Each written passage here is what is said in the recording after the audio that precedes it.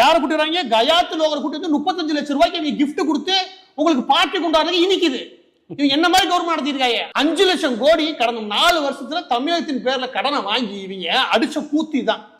கேட்டா கூட்டாட்சி ஆபத்துட்டாங்க, குடிக்கிறதுக்கு ஆபத்து சொல்றா. இறுதியா எனக்கு ஒரு கேள்வி.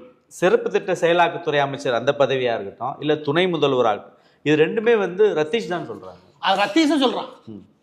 ஏங்க ஏதாவது ஒரு நீங்க யோசிச்சு பாருங்க, ஏதோ ஒரு அரசு பதவியில் உயர் பதவியில் கூடிய டாஸ்மாக் எம்டியா இருக்கிறவங்க எல்லா விவரமும் தெரியும். எல்லா கோல்மாழ்வாளையும் தெரிஞ்சா டாஸ்மாக் எம்டியாவே ஆக முடியும்.